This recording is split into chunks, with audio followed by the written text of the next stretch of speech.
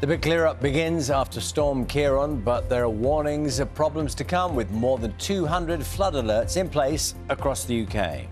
The Metro devotes its entire front page to the wrath of Storm Ciarán. The paper says that Britain took a hammering in 100-mile-per-hour winds, which left 127,000 homes without power. And many of the papers also carrying dramatic images from Storm Ciarán. This picture, we can show you a picture now that was taken in West Bay in Dorset, which shows huge waves crashing onto the beach and cliff. And we've seen some very similar pictures across many of the front pages, actually. There's one on The Guardian, Tynemouth in Devon.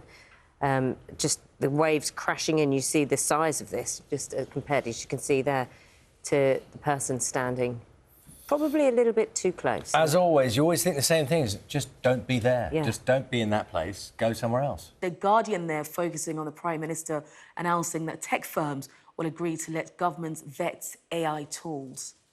The Times quotes Elon Musk's prediction that AI means nobody will have to work.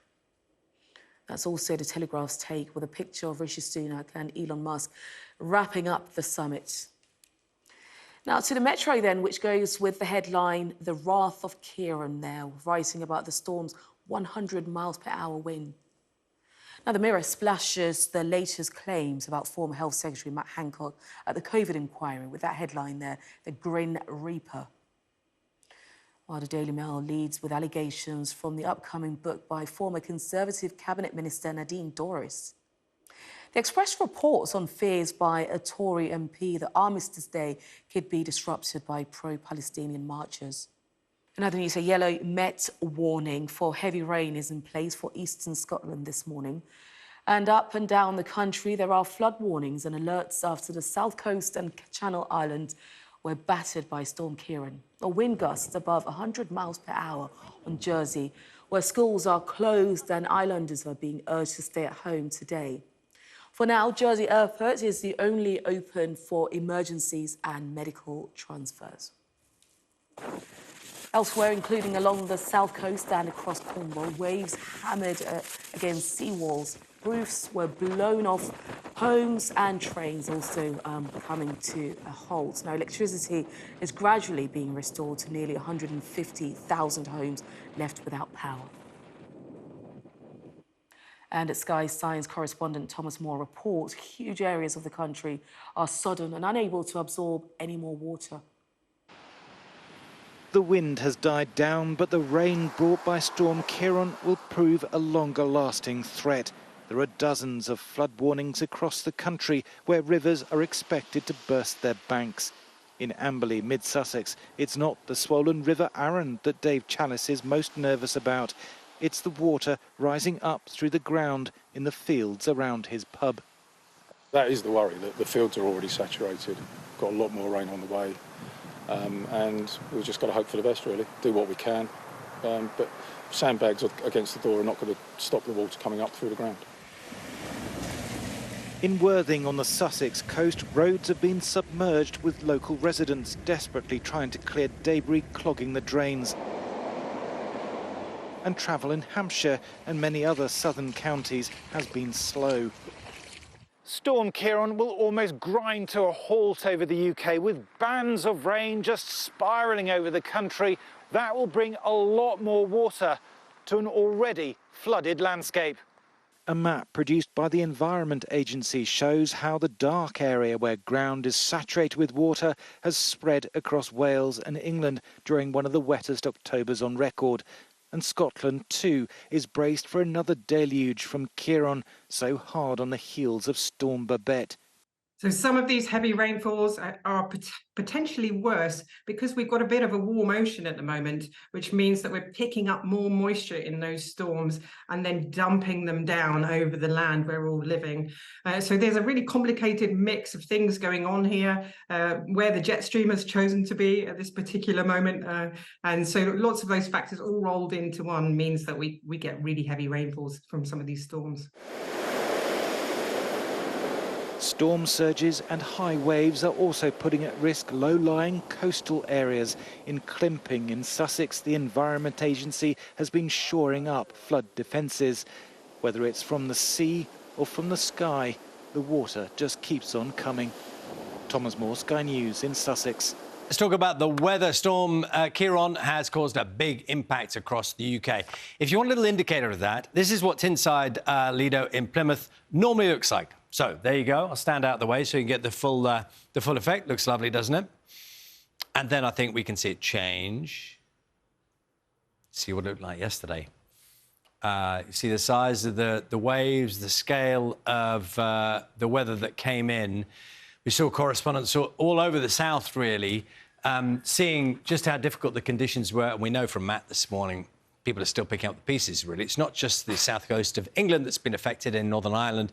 There's been major disruption too. Darren Marshall has this report from Portadown. Portadown developed along the banks of the River Bann. It hasn't rained here, but the floodwater isn't receding. As the water surged, that river consumed all in its path. Floodwaters don't discriminate, from small businesses to large chains, from public transport to private vehicles. Across this town, one company recovered more than 20 cars from the water. And all over Portadown, homes are underwater. Many uninhabitable, others completely cut off. We couldn't access this home because the water was so deep. But footage from inside shows the scale of the damage, including the tumble dryer floating in the garage. People all over Portadown are seeing up close the power of the water. But what's also visible in this town is the power of community. Neighbours looking out for one another, volunteers delivering supplies by boat. As we're bringing groceries and medicine to folk and delivering sandbags and maybe evacuating folk out of the houses that are affected really badly with the water. What's it like up there? It's really bad. It's up to my chest. That's very deep. So the residents are relying on you? Yeah, well, we like to help out as much as we can. Older folk are relying on the younger folks to help out as much as they can. Across town, this is Anna United. Manager Ciarán McGurgan surveys the damage from a distance. No, looks more like a swimming pool, unfortunately. Yeah, just a bit of sheer devastation, to be honest. The pitch we were on waders yesterday, and unfortunately it definitely looks gone. It's floating. The black beads, the sand is all gone. This is a significant community asset. Absolutely, as I say, look, it's our kind of youth club, if you want to call it, but it's where the kids come to play, and we open it for them as regular as we can. During the summer, every night of the week, it's used Saturday, Sunday, and say, look, that's not going to happen now for months. This isn't a short-term fix. This town is still grappling with the worst of the flooding. It's only when the water starts to recede that Portadown can turn its attention to a recovery. Well, let's talk to our Ireland correspondent, Chris Page, now, who joins us from Downpatrick in Northern Ireland. I mean, Chris, a picture, it says everything, doesn't it? Morning to you. Yeah, it really is a terrible scene here, isn't it? Dozens of businesses in the main shopping area of Downpatrick under several feet of water, and engineers haven't been able to start pumping away this floodwater because the river levels around here are still too high. So let me talk to two retailers, Ciara and Paul. Ciara, your shop Making Memories is here. So what's happened over the last few days? Wednesday, the flood started to come in just down where the traffic lights are, and it started to come up into St Patrick's Avenue. But we were told, put a few sandbags down, it's not going to rise anymore, nothing's going to happen. By Thursday morning, the water was up to the height of the sandbags and going into the shops. And I'm sorry. I'm sorry, I know it's really difficult for you. We had to get in. We had no option. We had to get into the shops. We had to try and salvage people's dresses. We had to try. Businesses are lost. Like, they're not doing anything. No one's here to tell us, why they're not pumping the water away. There's, it's word of mouth. There's no one answering anyone. No one's telling anyone why they let this happen. They knew the flood was coming our way, so why didn't they let the businesses know? These are local people, business owners. They're not. This isn't big corporate businesses in the town, independent retailers, small businesses, as you say. And Paul, you own a shoe shop and a sports shop, so what's it been like for you? Well, the shoe shop's under about 4 foot of water. The sports shop was breached last night. We think we have a foot of water in it. We can't get in to verify that just yet. We know the shoe shop's going to be devastated. Although we're fully insured, we're flood exempt, so we can't get flood insurance, and we're in a shocking state. In fact, if we don't get help, we don't get government help, probably we may not be able to lift the shutter again, and that's just been perfectly honest. But what we need is we really need, as Ciarán's saying, it's word of mouth. We need to get a meeting together with the politicians and people in a position of power. We're trying to get it, and the sooner the better. We're trying to get it maybe organised tonight if we can, where we can draw everything together, see what the story is, why they're not pumping today. But I mean, the scenes, you can see the scenes, they're apocalyptic. I mean, I don't think that's too strong a word. The town centre's just been decimated. It's in a shocking state. But we really need government help at this stage. And with Stormwarning up and running, I really don't know where we are or where we're going to go. But we really need government help. Yeah, no devolved government in Northern Ireland at the moment. As you say, dozens of people from the communities, you say, have turned out this morning to show their support for you and for other businesses in the town. Ciarán, if I can ask you briefly to finish off, what sort of practical help would you like to see? We need to see aid. We need to see it now, not later. We need help. We need money for the business, for the community. We don't even have a shop literally that people can go and even get groceries now.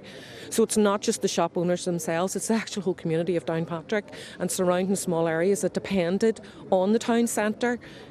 We need aid. We need someone to stand up. Why are the politicians not doing something? They're ignoring the cry for help. Well, Ciarán and Paul, thanks very much for making your points. Strong feelings here, as you can see this morning. Business people and local residents here still watching the water and counting the cost in Downpatrick. Dozens of flood warnings remain in place across parts of the UK after Storm Ciarán brought heavy rain, strong winds and gusts in excess of 100 miles per hour yesterday. Hundreds of schools were forced to close. Thousands of homes were left without power. Our reporter Megan Owen is in Jersey for us this morning. Megan, what a contrast to yesterday, but actually not a pleasant one, as you're now witnessing all the devastation of Storm Ciarán.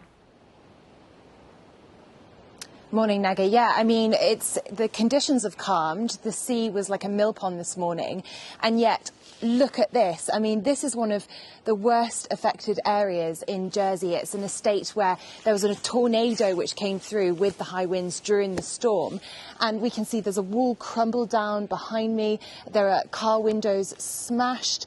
There are roofs which have practically completely come off. Now, it's really quiet at the moment because many of these residents have spent the night in a hotel, but some are slowly starting to come back to see the damage. And it's not just this area. In fact, the damage is widespread across Jersey. You only have to drive through the roads to see trees which have fallen down. And there's a lot of concern, actually, that there are more winds coming on Saturday. So those, unstable trees might prove dangerous.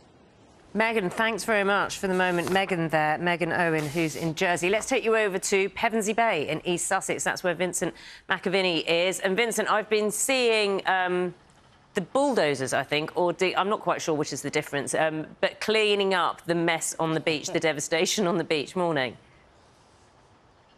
Morning, Nugget. Yeah, I've been told off. We've got bulldozers here in Pevensey Bay. They are working. 2 of them here, 2 more further down the beach east and 2 more west. They are pushing the sand and the pebbles up to rebuild this beach because there has been quite a lot of erosion, which is threatening some of the properties along here after Storm Ciarán. It is, though, a lovely, if chilly, autumn morning. It's pretty different to 24 hours ago. The sea is relatively calm. But I've spoken to representatives this morning here from the Environment Agency who say they're not wasting any time in getting these sea defences in place because there is going to be a big high tide here later on this afternoon. And this is one of the bays which is under a flood warning, meaning that coastal flooding is possible. Now, across England, there are 235 of the flood alerts and then 88 flood warnings, meaning flooding is expected. The advice is to check your local weather reports to see what's happening in your region. Bear in mind that it was such a wet October that a lot of ground is very saturated, so that might lead to flooding. The advice as well, if you're heading out to work, is to check with your travel operator. Many trains were disrupted yesterday in the south of England, and also around at the port of Dover. You had all those boats cancelled, so there's a huge backlog of cars and ferries that need to get on those boats. So do check the weather and the travel conditions before you head out.